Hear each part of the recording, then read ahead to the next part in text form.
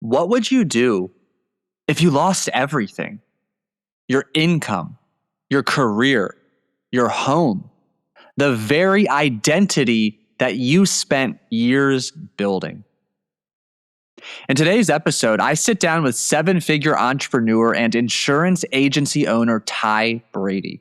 Ty shares the story of losing his construction career during the 2008 financial crisis, moving his wife and two young children back into his parents' home, his parents' basement, working 17 different jobs to survive, and ultimately rebuilding a life and business that created both financial freedom and the flexibility to be deeply present as a husband and father. We discuss reinvention, resiliency, entrepreneurship, fatherhood, marriage, leadership, and what it really takes to keep moving forward when life completely pulls the rug out from underneath you. Ty Brady is an entrepreneur, a speaker, insurance industry leader, and the host of the Ty Brady Way podcast. After the '08 financial crisis disrupted his entire construction career, Ty reinvented himself, eventually building Brady Insurance Marketing into a nationally recognized organization serving agents and clients all across the country. Through his business, his podcast, his keynote speaking engagements, he shares practical lessons on overcoming adversity, leading with purpose, and becoming the person capable of sustaining next level achievement. Without further ado, let's dive in. Ty, you are the ninth youngest of 11 freaking kids.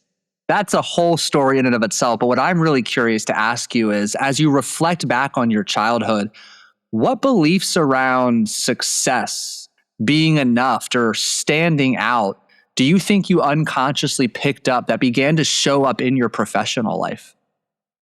Oh, absolutely. I mean, if you look at my dad, my dad was the hardest working man I've ever known. I think a lot of my work ethic is what I saw him do. I mean, for as long as I can remember, my dad was working two jobs, sometimes three jobs, and he always made sure that I had a roof over my head and food in my mouth. It wasn't necessary. And then my mom, she was a dreamer and she was always very optimistic. She would never let us get negative as kids. She'd always say sayings like, turn that frown upside down and smile that frown away. And she's like, you don't need to have, I mean, so many things that my mom used to say. And then watching my dad, I look at back and I'm like, wait a minute, I'm a product of my environment and some of my behaviors, good or bad, are derived from when I was a kid. I do have a very large tone or a deep tone, and it gets me in trouble a lot. But it comes out of it, I think enthusiasm, excitement. And if you have you have eight older siblings, I mean, you're fighting for attention in a lot of cases. And then seven of them are sisters. So you can imagine the bathroom was hard to get into. And when things got a little heated between sisters, I kind of, walked away. But a lot of things I look back, I'm like, okay, I can see where that came from. The optimistic, turn that frown upside down and smile that frown away, sing a song, or my dad just seeing how hard he worked to make sure he was a provider.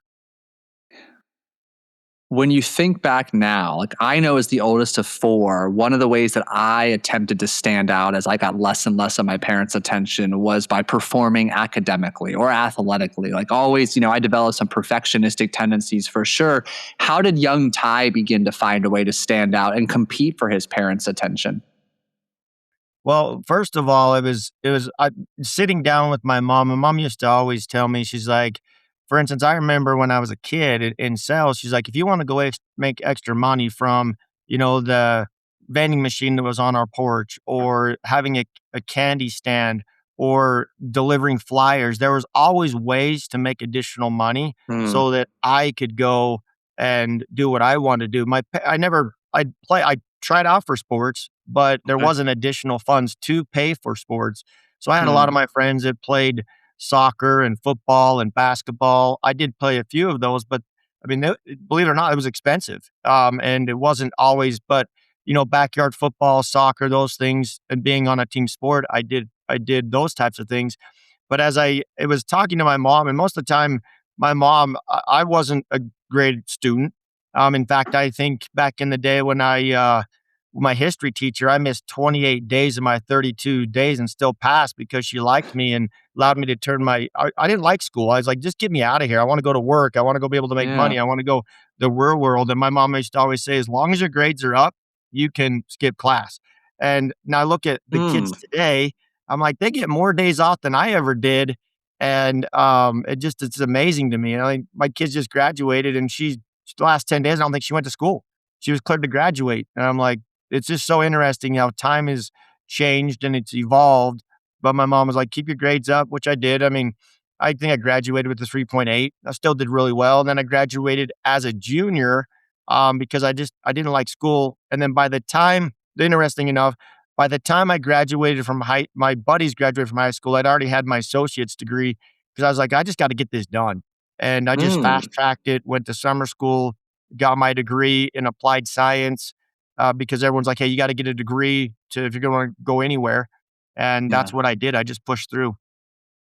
What was your parents' relationship like with money? Like, I find that fascinating. From such a young age, you were hungry and aware that, hey, I just want to make money. What was their relationship like with money? My dad always worked 2 or 3 jobs, like I said, and some of the things that I hear myself say, my dad used to say.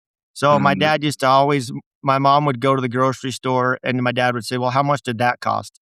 And then I'm like, I've tried to get away from saying that because I'm like, it really or my mom would come home and say, "I bought 3 of these because they were on sale." My dad would roll his eyes like, "We don't need 3 more of those." And it was but my dad, that was kind of my mom was the one who handled the finances. My dad made the money. And I look at my relationship with my wife now today, it's the same way. My wife handles the money, I go and make it. And we joke around all the time. My wife says, I'm like, we got to put you on a budget. And she's like, no, you just got to go make more money. And she doesn't even know what a budget is now. And I'm like, well, no, we need to kind of rein it in a little bit. But we've also diversified with real estate and Yeah. 401k and all the other investments that we do. But we do a pretty good job of that. Yeah, I want to circle back because you said something earlier that really stood out to me. You said, my dad was the hardest working man I knew. I feel that way about my dad. He worked a 100% commission job and sometimes was out of the house by 4, yet seems kind of like you. He always somehow made it work to be at 95% of my sporting events and extracurriculars. As a father yourself, do you want to be known as the hardest working person in the eyes of your children? I think my kids see that, but one thing that my dad never made it to some of my events if I was doing them. He wasn't able to make a lot of them because he was out working. But one of the things that I did to kind of not necessarily break it, but I have the privilege of coaching my kids in football, lacrosse, wrestling, and I don't think I've ever missed an event, whether it's cheer or dance, because of the flexibility that I've been able to build with the business that I have. I mean, I Yeah. tell my kids, as long as I have a cell phone and I'm able to answer it, I can answer it anywhere, anytime. And when people are calling me, there's a reason why. And what's Yeah. interesting is I come into the office, I'll do all of the little tedious stuff, emails and correspondence, get all Mm. that done. And then I'm usually out doing something. And I do have and at 3 o'clock, I'm usually done and I'm taking my kids to lacrosse practice if I'm not coaching. And how I got into lacrosse or all those coaching is that I had the time. And some of Yeah. those, this year was going to be my last year coaching my kid in rec football. And he came to me and he's like, Dad, I want to play one more year. Will you coach me? I said, absolutely. But I was ready to give it up. I gave up lacrosse last year. Now my Right. kid's playing high school lacrosse, and my other kid was coached by someone else. But it's fun to watch these kids that I've coached over the years. Now they're playing high school. I mean, I've coached them since second or third grade. But because of the financial freedom that I've been able to build, I'm able to do that and give back in the community. I love that because like what I'm hearing you say is like you still got this incredible work ethic, yet you also equally, if not prioritize, like the word I would say is presence with your kids, being so incredibly involved. And the reason I ask that is like I mentioned before we hit record, my listeners know I've got an 18-month-old boy. My whole upbringing background is make as much fucking money as possible. And I've had to really work hard to get away from that because, having a son has completely changed my life in so many ways. And like, all I want to do and now be, I want to be the most present father possible. I don't want to be the most hardworking. I want to be the most present for him because that's what he feels. That gives me the opportunity to have a real, true, lasting impact on his life. So love that you're living that. It's a couple of things also you talk about childhood is my parents always made a point to have Sunday dinner together. And Mm, I make a joke, we'd always make a joke as kids as who was gonna spill the first glass of water or juice, and it never failed. It always happened. And those are things that I wanna have, like, the best we can with my family is have that Sunday dinner and yeah. sit down and just have those conversations and be present. It's a couple hours, and Yeah. we just do our best we can to everybody can make it. How do you define success as a father? Like, how do you know in your heart you're doing a great job? I it's the fruits that you bear. It's what you see and how your kids Mm, react and respond and how they treat other people. And I tell mm, stories about, my little kid. He's, what is he, 13 now. A couple of years ago, I took him to get a, his orthodontist appointment. And uh, he always like, Dad, can we go get lunch after? The kid can eat. I mean, he can eat me out of house and home. And one of the things he did is I was on a work call, so I gave him my credit card. I said, "Hey, go into," I think it was Noodles and Company. He walked in there to get some food, and he came out and he's like, "Hey, dad, hey, dad, hey, dad, did you see that older girl come out, that blonde girl come out of Noodles and Company?" I'm like, "No." And I said, "Why?" He's like, "Well, I tried to buy her lunch and she refused." And I was laughing inside because he's seen me do that time and time again, pay it forward. And then he's trying to buy this girl lunch. She was probably a junior or senior in high school and she refused. And I just laughed. I said, "Well, son, you realize that's my credit card." And he just started laughing. But just watching I think the success is seeing what they do and how they respond to certain situations in life. I love that answer. And I love that moment for your son. The courage to do that and just really taking what he has seen role modeled for him. That's a great story. Let's shift gears here because your life shifted dramatically back in about 2008. Share a little bit more with the listeners what you were doing up until '08, and then where the direction of life and business headed after. I talked about how I went to college. I got a bachelor's degree in applied science. That took me on a career path working for a local general contractor, light commercial. And I was started in the drafting department. I was designing and drafting the homes and making sure the engineering was complete on the plans before they went out to either bid or to the subcontractors to build either the house or the commercial building. Mm, And at my first couple of years in, I'm like, "Hey, I can't make a living at this." I think I was making $30,000 a year. I was mm, trying to get into a house, and so I went to my boss and said, "Hey, is there any other opportunities?" And he's like, "Hey, we just let our superintendent go." And he's like, "We'll give you a shot." So they mentored me as a superintendent for half a year, and then they cut me loose. And then a few years later, the guy that my boss, he was let go, and the owners of the company said, "Ty, we've seen what you've been able to do. Your track record's phenomenal. The projects are on bid. They're getting completed on, or the projects are getting completed on time. We're coming in under budget. Let's give you a shot at the overall." So mm, from 24 to 2008, I was running that company, a $33 million construction company.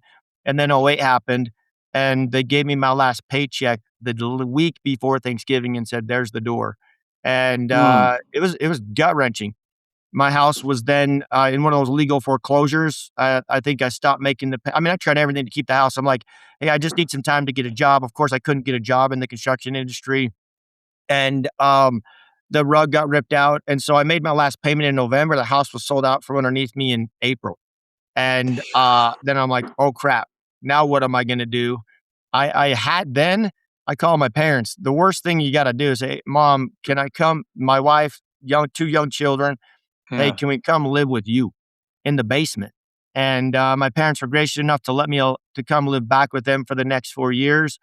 But I didn't know what I was gonna do. That next year, I worked 17 different jobs. I mean, I hung Huh. commercial Christmas lights. I picked up trash, anything I could do to get a paycheck, which led me to a guy that in the industry I'm in now, I sold him one of my subcontractors. I went and interviewed with him to be their project manager and shop foreman, and they said, "Hey, you're overqualified. We don't need you, but we'll give you a shot at sales." And I'm like, "Never done sales before." And they said, "We'll pay your gas and we'll get you leads." And I'm like, "Okay, what do I got to lose?"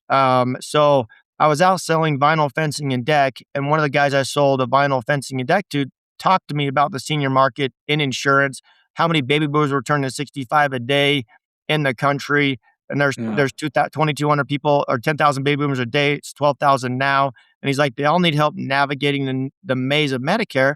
And I was intrigued by that. I worked for that company for about a year and realized that there was a captive versus broker. And I Yeah. found a broker shop that I'm with now. And then it evolved from me personally producing.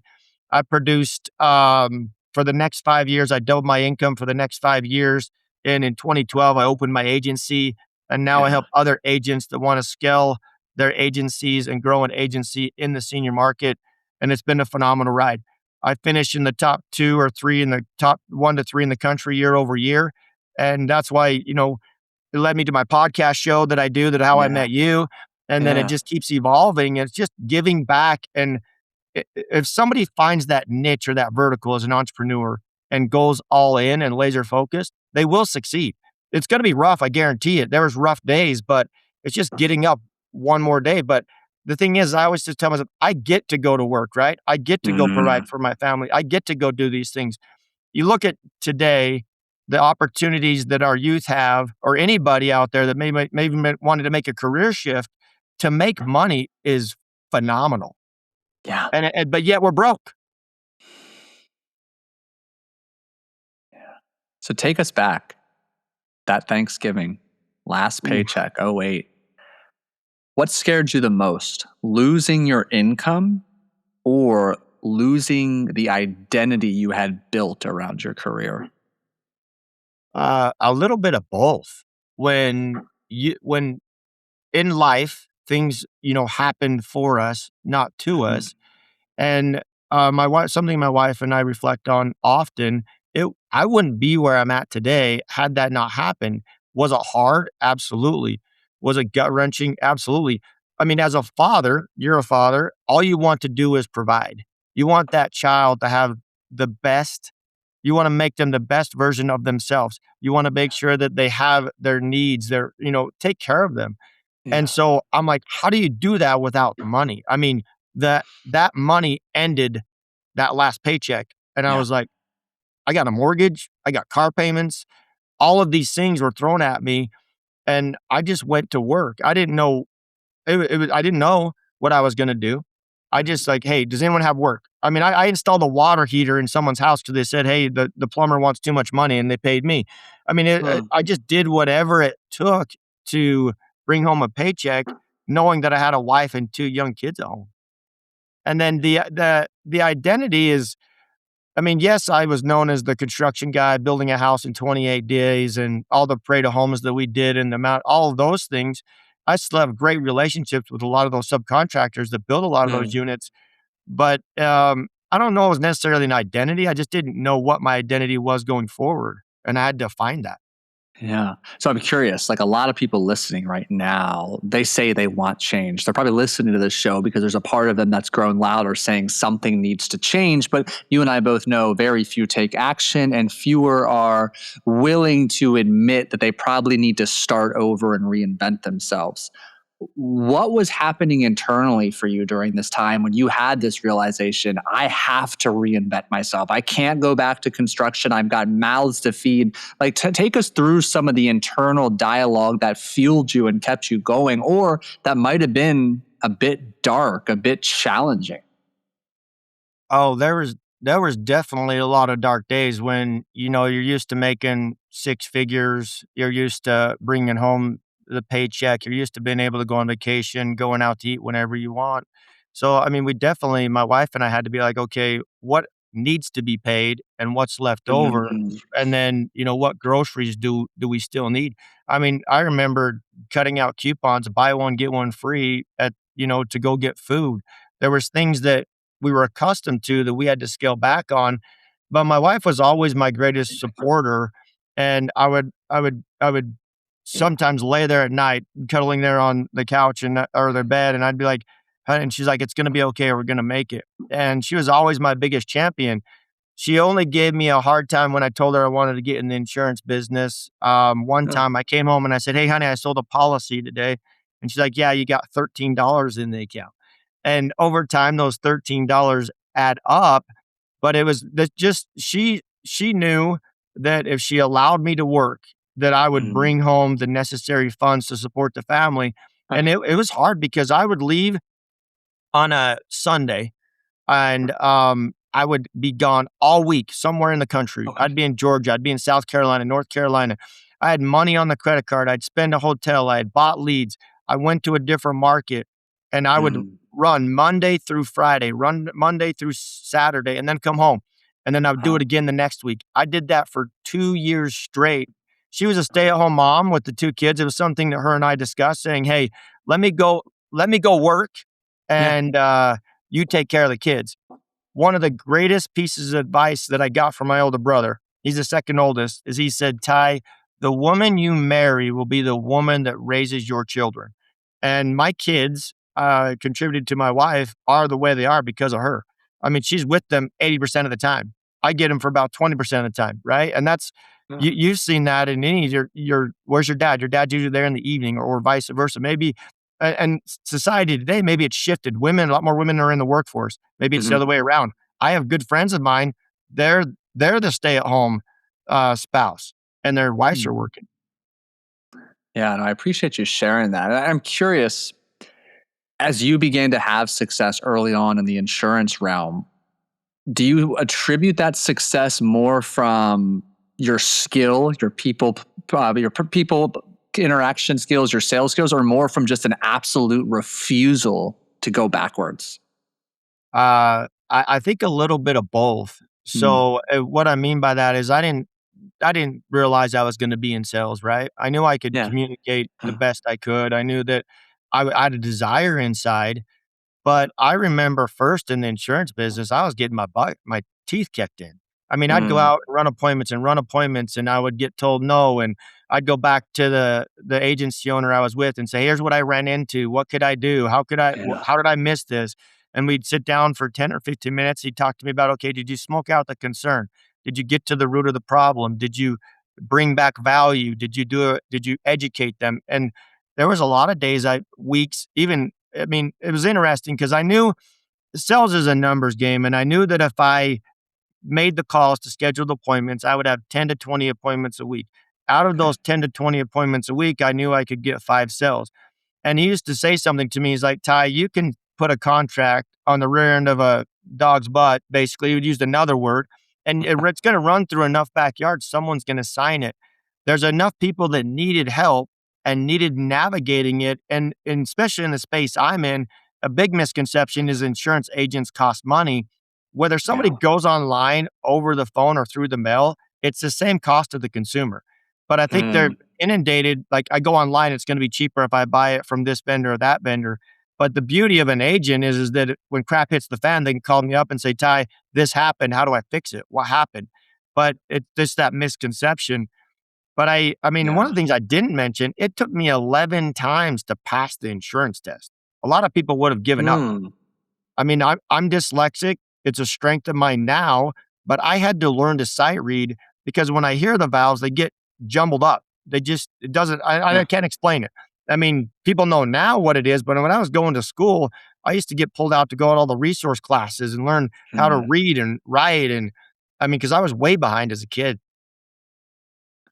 I appreciate you sharing that. I'm curious to know, especially, it seems like, and you can correct me on the timeline, after 4 to 6 years, you got to the point where now you're able to open your own agency and now you're helping other agents. What was one of the key mindset shifts that you had to make to scale financially and really improve your closing rates? Well, when I you look at it was 5 years, like 28 to 29 to 2012 was when I was a personal producer, Okay. and when I became what happened is I had enough money. By the way, I didn't mention this either. I was still working another job. So I was working for vinyl fencing and deck. I knew that if I did 20 appointments a week or bids, that I would be $1 million producer of vinyl fencing and deck. So what I would do is I would work Monday, Tuesday, Wednesday, or Thursday doing all my bits for vinyl fencing and deck. And then I would go and sell insurance, Wednesday, Thursday, Friday, Saturday, whatever it took. And I did that for 5 years. So when I made the decision to go in all in on the agency, I had over a six-figure income I was making at the other job. I had to make that up my first year. And Wow. I debated for 1 week. I was like, "Hey, I can do this. I can still do both." And as soon as I got that one call to go and do that bid and solve that problem, I'm like, "Nope." And I never looked back. So Wow. and the passion came from what it did for me and my family. It gave me Mm, financial freedom. It gave me free time. And I knew that if I could do it, anybody else could do it. And since then, I could tell you story after story from the guy that couldn't get a job at 7-Eleven that ended up making $400,000 a year sitting in a retail kiosk selling insurance. He came to me and said, "Ty, I don't have another option. I can't get a job anywhere." And he had an mm, insurance license, and him and I rode together for 4 to 6, actually maybe 4 to 6 months. We'd go out and ride apps and split them at the end of the day. Or the stay-at-home mom that had never made $1,500 in a year that's now living in a beach house financially free because as an agency owner, with my agency, they get paid directly by the carrier okay. and Yep. they can work as little or as much as they want. And I have part-time, full-time, or sometime agents, but I know what it does for them and their family and that legacy because it's about Mm, residual income. yeah. So you're a very present father. You know how to hustle and get things done. How do you go about managing and optimizing your energy levels throughout the day? Like, is there a collection of non negotiables or even like invisible routines that you prioritize that allow you to move forward with this energy and presence? Oh, that is a great I do my very, very best. But like if you're out and you're on point every single day selling, you're meeting with consumers from, my schedule was 9, 11, 1, 3, and 5, and sometimes 7. Mm, And you're at the top of your game. There was times I came home and I'd tell my wife, I'm like, I just need 10 or 15 minutes because she's with the kids all day and she needed me. I needed that little bit of, space hmm. and it was something that was learned over time. It wasn't always like that, but it was something that we communicated, "Just give me a minute." There was times I'd sit in the car and let everything that happened throughout the day, whether I didn't get a deal, whether I did get a deal, and one of the great things my mentor used to tell me all the time is like, Ty, there are no bad days in the insurance business. This could relate to any sales business. There's only three types of days. And he says, don't you dare go home and tell your wife all the negative things that happen during the day because what happens is your wife's going to tell you, why don't you get a day job? Right. And then that negativity seeks into the home. So when I would come home, I would tell her, hey, I had 5 appointments today because I knew if I had 5 appointments today, that would lead to sales because if you there are days scheduling appointments, that's making calls, seeing the people. There's days doing presentations, there's days closings. There is no other type of day. You do that enough Mm, days and you compound, you will start closing and you will get to the result you want. But if you have a spouse at home, don't you dare go home and tell them all the negative things. Tell somebody else. Go to your mentor and say, "Hey, I got my butt kicked today. What could I have done better?" I love that. Yeah, and I'm a big proponent too. Like I work from home. Like my son is like just outside this room with his nanny. So for me, it's very easy to allow work and home life to bleed into each other. But I'm very adamant, like when it's time for my nanny to leave and me to step back into the role as a father, like I'm very intentional in taking a few breaths, like a little meditation cushion to the side, just to regroup or reset an intention. Like, okay, coach, podcaster is I'm taking those hats off and I'm stepping into dad mode. And I love the intentionality that, whether it's a few breaths, a couple moments in the car, how and share as much or little as you'd like, of course. Like it seems to me, clearly your wife is the backbone of your support, your success. She has played such an instrumental role. All these years later, with multiple kids running around, still hustling in your business, how do you prioritize your marriage? I've seen a lot of things where, every 2 weeks, take your wife on a date, every 2 months, take her on a weekend vacation, take her on, and then every 6 months, take her on a week-long vacation. That's something we prioritize all the time where and Mm, like we went on we went on a retreat We do it every year. We'll go to a 7 to 10 day retreat just to Wow. refocus about, okay, where are we going with the business? What is our dream board? How big do we want to get this? Who can we help? All of those things. But Yeah. be intentional about dating and it never stops. I mean, we're getting Yeah. ready to go on a cruise or a trip with the family because my girl's graduating, but it's an intentionally scheduling that time. And my team knows I'm going to be gone. I got a second command in charge. Hey, you need to call him. I'll deal with anything when I get back. And that's just communicating and be like, okay, it's needed. But it's like, and there's times when my wife and I have just gone to a local hotel for the weekend, go get a massage Mm. and, lock ourselves in the room and just connect again. It's so important because Yeah. she's my taxi driver with those kids. She's the scheduler. I mean, she's the CFO, the chief financial officer. She's all like, you name it. She's Yeah. a lot of ideas as well. Hey, Ty, we need to remodel the house or we need to get another rental property or all of those things. It's just having that time, Mm. being intentional in those moments because I've been married 25 years now. Congratulations. Huh. So, how do you approach then planning your weeks, planning your days? Like, are you somebody who sits down on a Sunday and kind of looks at the week ahead when you have appointments and you're putting, family time on there? Like, kind of walk us through how you might plan a week or a day.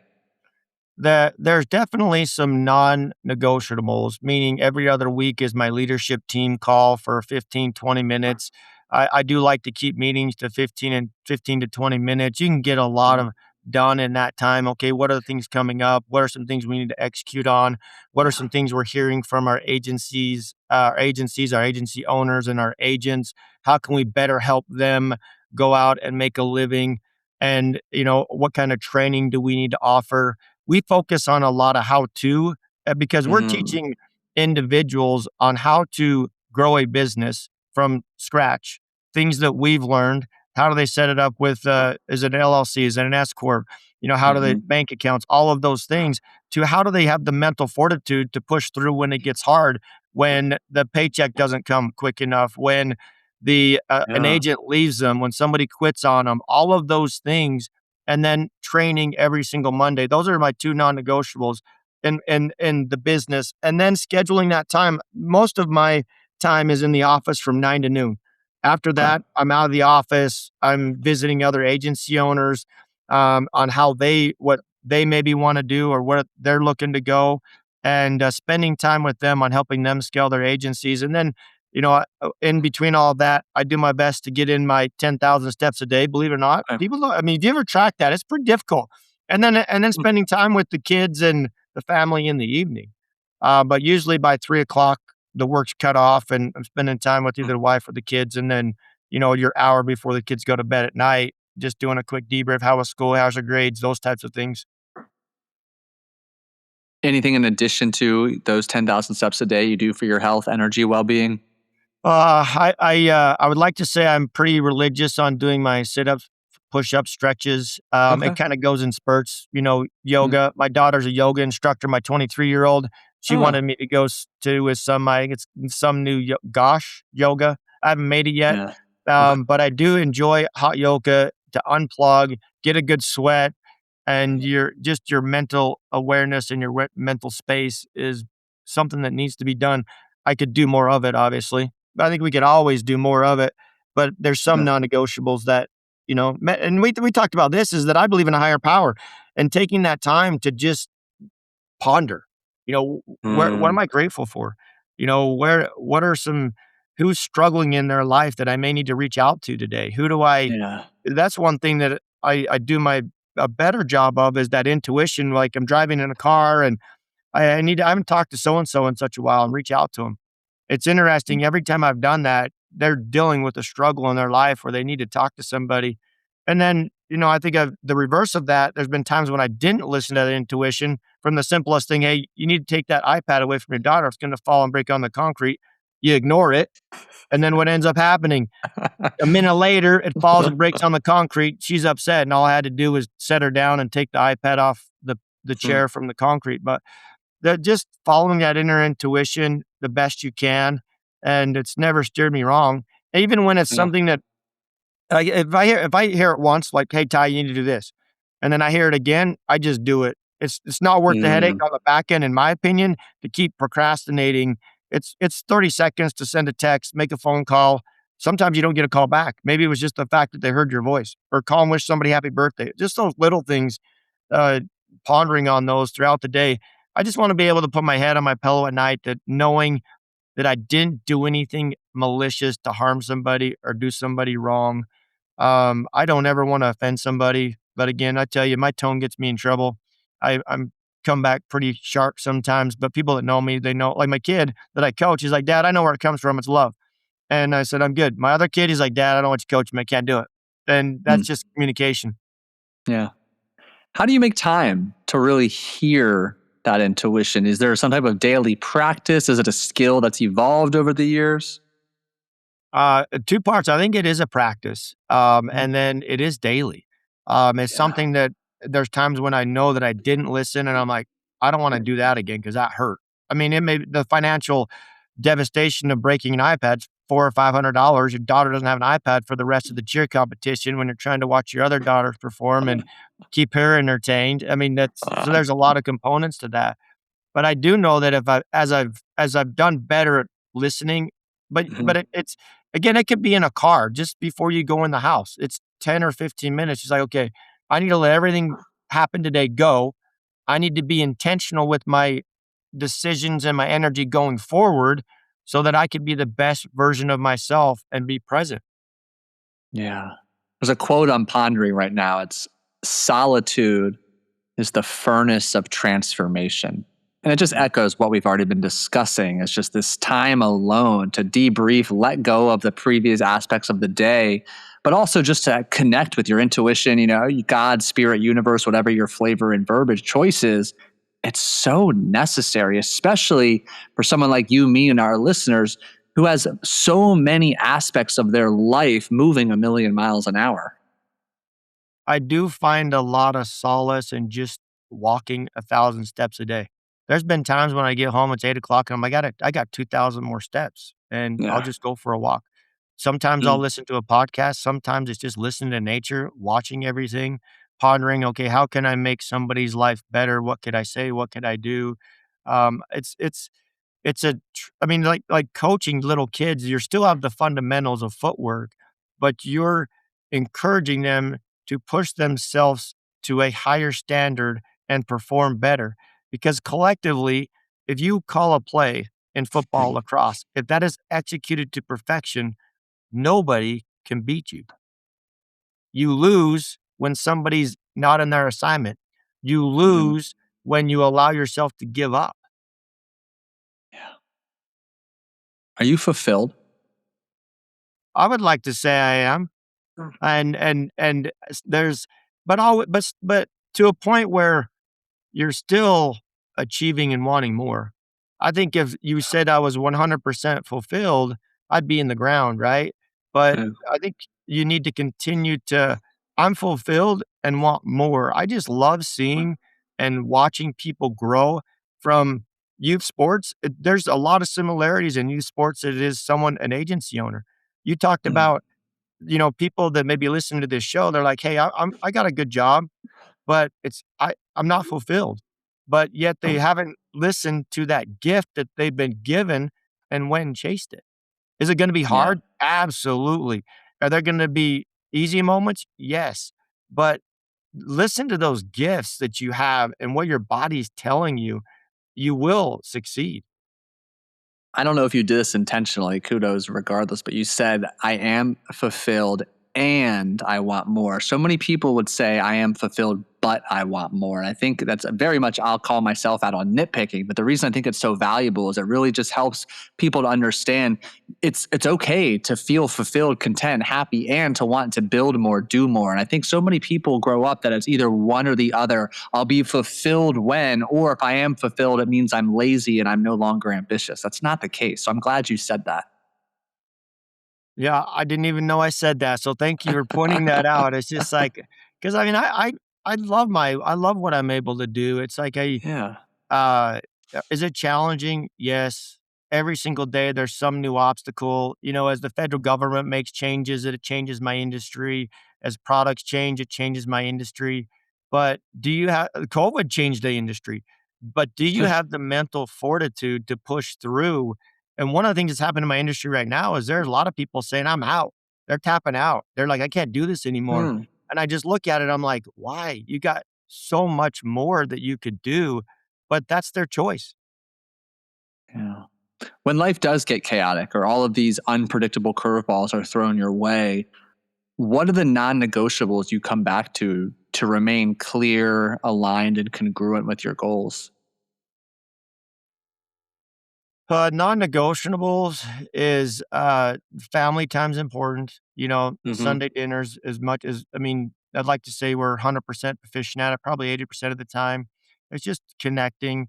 The time that I Yeah. take to intentionally to spend with my wife, whether it's going to a hotel for a weekend or a week away, or even, going on a family trip for a week, those are all non-negotiables to me, and then those times when, those agency owners and agents, they're an extension of my family. And Mm. it's interesting to me. I didn't think I'd get an insurance business and I would be their CPA. I would be their coach, their spiritual advisor. They may be going through a divorce. If an agent isn't producing or an agency owner is having a hard time, there's something going on at home. They're dealing with a kid that they're struggling with, Yeah. whatever it may be. But I've been there and still had to grow an agency and all the other things. But just knowing that somebody's been there and can have those conversations, I mean, it's amazing to me the amount of things I've dealt with some of my agents and just their choices in life. I mean, I'm just like, why would you do that? It's insane. Who do you go to when you need advice, wisdom, or to ask for help? I got 2 really good friends of mine that have been through thick and thin. My wife is always there as well, but Yeah. 2 really good of my friends. I used to go to another mentor of mine, the guy that, I started my agency under, he passed away a few years ago, and he Mm. used to tell me this, he's like, "Ty, you remind me of a younger version of myself, and I need to pour into you the last 50 years of this industry." And there's not a day that goes by that there's not something that he said or did that I don't reflect on. And I just want to be able to pay it forward. Going back to like my kid trying to buy that young high school teenager lunch, pay it forward. And life is great. Yeah. So let me get you out of here on this.